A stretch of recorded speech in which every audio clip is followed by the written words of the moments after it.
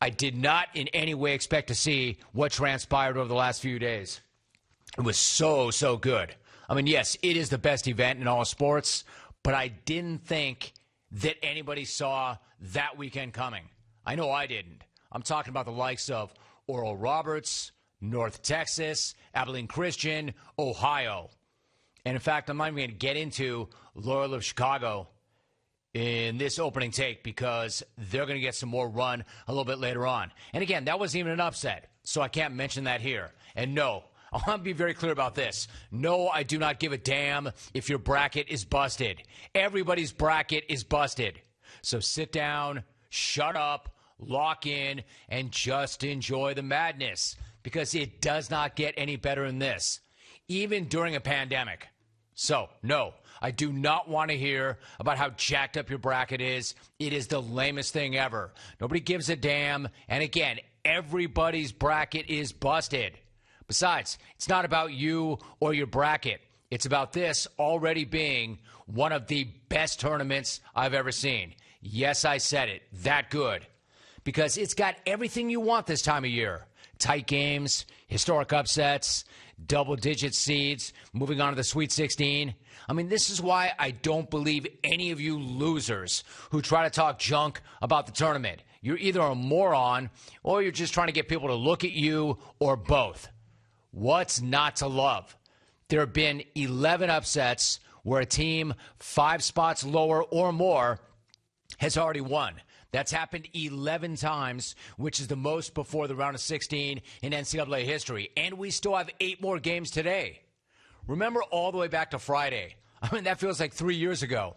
But it was on Friday that Oral Roberts, a 15, beat number 2 Ohio State in OT. That's a 15 over a 2. Not only did they do that, but they weren't surprised. Not the least bit surprised that they did that. They went out there expecting to win.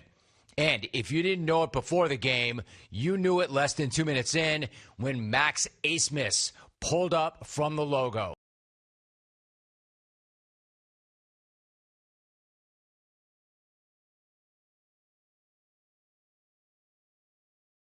That's an amazing attitude, especially from somebody on a 15 seed. Incredible attitude and mindset and approach. Like Oral Roberts was not looking to prove that they belonged. They knew that they belonged. They wanted Ohio State to prove that they were a number 2, and they didn't. In other words, once again, we don't have to deal with them. They have to deal with us. We don't have to deal with the 2. The 2 has to deal with the 15. And he was exactly right. And then the Golden Eagles walk with the memory of a lifetime. And it would have been a great story if it ended there, but it didn't because Oral Roberts went to work preparing for Florida. This is what their head coach, Paul Mills, had to say.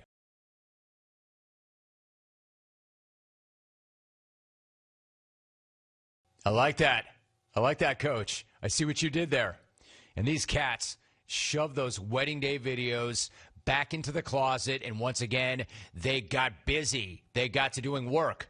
And when they found themselves down 11 in the second half to an SEC power and a program that has won a national title, in fact, a pair of national titles, and made Final Four trips on the regular, Oral Roberts did not flinch. Instead, they went on their own run, they took over the lead, and then they held on. And then O'Banner with yet another great quote.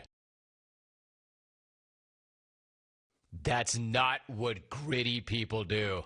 And man, that is a gritty team. They are gritty people, and they are doing gritty things. And if those were the only 2 upsets of the first few days, that would have been great. Like a total underdog refusing to believe that it's an underdog and reaching the Sweet 16. That in and of itself is awesome. But that really was not the only upset. There was number 14, Abilene Christian, beating number 3, Texas. There was number 13, Ohio, taking down the defending champs, Virginia.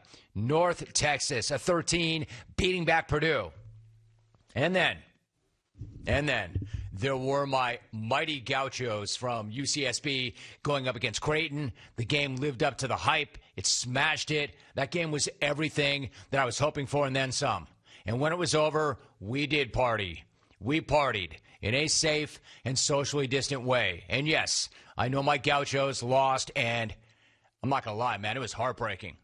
It was heartbreaking, but this is how we do it. We win, we party. We lose, we party. Either way, we're getting after it. And we did, because that team gave us so many reasons to party. And yes, I'm saying we, and I'm saying us, because they weren't just repping themselves on the court. They were repping all of us, every gaucho, the entire gaucho nation. And I think I speak for the entire nation, gaucho nation, when I say I'm proud as hell. Proud as hell at what I saw and how our guys battled.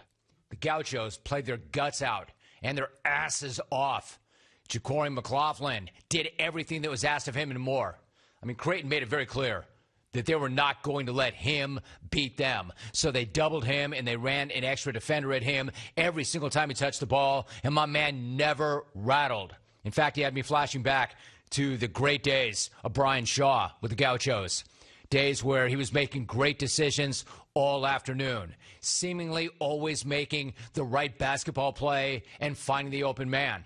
And I'll be honest, when Miles Norris did this on defense and then on offense, I thought this was going to be our game, our day, our bleeping life. I tweeted earlier in the game that my man, former NBAer and Michigan State stud Steve Smith, who was on the call of this game, personally stabbed me in the heart way back in 1990 when it looked like we were headed to the Sweet 16. The Gauchos going up against Michigan State. I was in Knoxville. I was courtside. And my man plunged a knife right into my heart.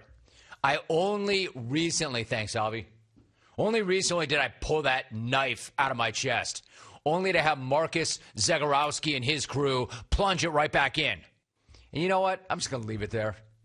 I'm just going to leave it there until next year's tournament, because we were that close to getting our first tourney win in more than 30 years. That close to making history. And that's why the tournament is so freaking good, because you have moments like that.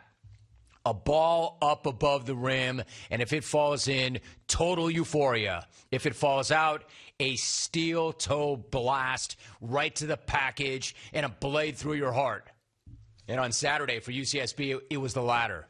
But let me say it once again, Joe Pasternak's guys gave it everything they had. They did not get run out of the building. They proved they belonged in that game. They proved they belong in the national conversation. They were that close to advancing. Man, what a party that would have been. Hey, and by the way, what a party it was, even in defeat. And even in defeat, I could not be more proud of my guys. Y'all showed up. You showed out. You repped the Gaucho Nation proudly. Could not respect and love my dudes any more than I do. It was a fantastic year, and we'll be back.